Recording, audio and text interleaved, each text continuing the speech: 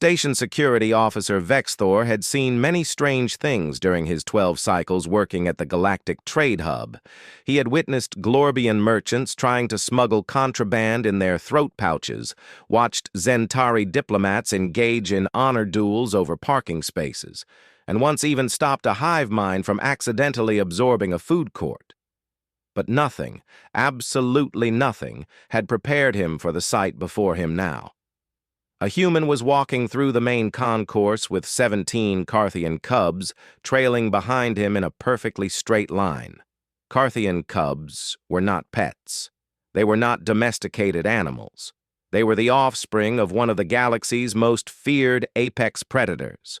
Creatures whose adults stood 3 meters tall with crystalline claws that could slice through starship hull plating. The cubs themselves, while smaller, were still dangerous enough that station regulations required them to be kept in reinforced containment when traveling through public spaces. Yet here they were, following a human wearing a faded jacket and cargo pants like he was their parent. Vexthor's mandibles clicked in confusion as he approached.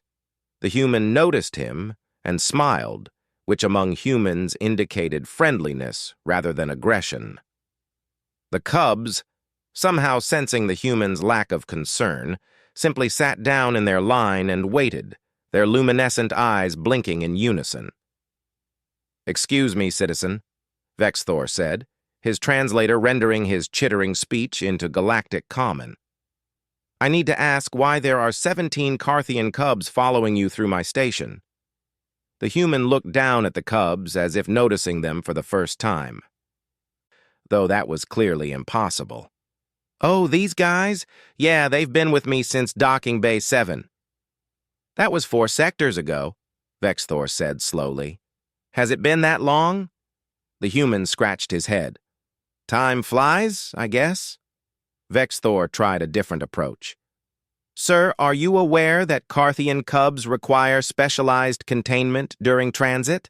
Their parents are currently in a diplomatic meeting in the high-security conference rooms, and these offspring should be in the station nursery." "Should they?" The human looked genuinely surprised. "Nobody told me that." "Nobody told you because you should not have access to them in the first place," Vexthor said, his patience thinning. "How did you even get them to follow you?" The human shrugged. A gesture that Vexthor had learned meant uncertainty or dismissiveness among their species. "I just said stay close once, and they did." Vexthor's antennae twitched. "You said what?" "Stay close. You know, when I saw them wandering near the docking bay, they looked kinda lost, so I told them to stay close so they wouldn't get into trouble. Then they just started following me." The security officer's mind raced through every protocol he knew.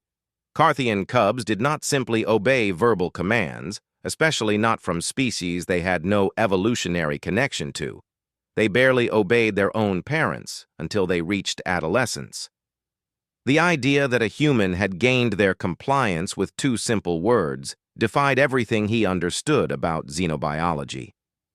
"Sir, I am going to need you to come with me to the security office. We need to return these cubs to their proper guardians and file an incident report." "Am I in trouble?" the human asked, looking worried now. "That depends on many factors," Vexthor replied. "But first, we need to move these cubs safely." The human nodded and started walking toward the security office. All 17 cubs immediately stood and followed, maintaining their perfect line. Other species in the concourse stopped to stare, some backing away nervously, others taking images with their personal devices. A Glorbian child pointed and chirped excitedly until its parent pulled it away. As they walked, Vexthor could not help but notice the cubs' behavior. They did not stray from their line. They did not investigate interesting smells or sounds. They did not play fight with each other as Carthian cubs were known to do. They simply followed the human with absolute focus, occasionally glancing at him as if checking that he was still there. When they reached the security office, Vexthor's partner, Officer Kilm, nearly dropped her datapad at the sight. "By the void, Vex! What is that?" "A situation," Vexthor replied. "Contact the Carthian delegation immediately and inform them we have located their missing offspring." Kilm stared at the cubs, then at the human, then back at the cubs. "How are they so calm? Carthian cubs are supposed to be nearly feral." "An excellent question," Vexthor said. "One I hope to have answered shortly." The human stood in the middle of the security office, looking increasingly uncomfortable as the cubs arranged themselves in a semicircle around his feet. One of the smaller cubs made a soft chirping sound and pressed against the human's leg.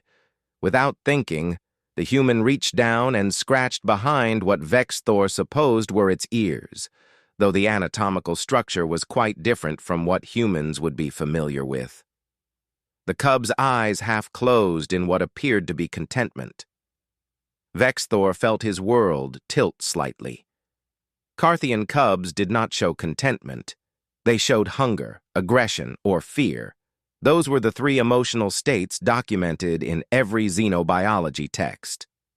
"Sir, what is your name?" he asked. "Marcus Webb. I'm a cargo hauler, independent contractor. Just stopped here for refueling and to grab some supplies." "And you have had no previous contact with Carthians?" "First time seeing them, actually. I mean, I've heard about them. Everyone has. But I've never been to their homeworld or anything." Before Vexthor could ask another question, the office door chimed. He opened it to find 3 adult Carthians standing in the corridor, their massive forms barely fitting through the station's admittedly generous walkways. Their scales glinted under the artificial lights, and their eyes, usually bright with intelligence and barely contained violence, were dim with what Vexthor recognized as extreme anxiety. The lead Carthian, whose translator tag identified her as Ambassador Krathic, saw the cubs and released a sound that Vexthor's translator could not properly render. The cubs' ears perked up, and they chirped in response, but none of them moved from their positions around Marcus. "Our younglings," Krathic said, her voice tight. "We have been searching for 3 hours. The nursery attendant said they simply walked out. They have never done such a thing before." "They appear to have bonded with this human," Vexthor explained, gesturing to Marcus. Krathic's eyes focused on the human, and her pupils dilated in a way that usually preceded violence. Marcus, to his credit, did not flinch. He simply stood there with one hand still resting on a cub's head. "What have you done to our children?" Krathic demanded. "Nothing, ma'am," Marcus said quickly. "I just found them wandering near the docking bays and told them to stay close. I was going to find someone official to report them to, but then I got turned around looking for the administration office. And then this officer found me." "You told them to stay close," Krathic repeated slowly. "Yes, ma'am." The ambassador exchanged looks with her companions. They communicated in their own language, a series of clicks and low rumbles that the translators did not bother to interpret. Finally, Krathic turned back to Marcus. "Human, are you aware of what you have done?" Marcus shook his head. "Not really, no. Did I break some kind of law? I really was just trying to help." "You have not broken a law," Krathic said. "You have done something we believed impossible.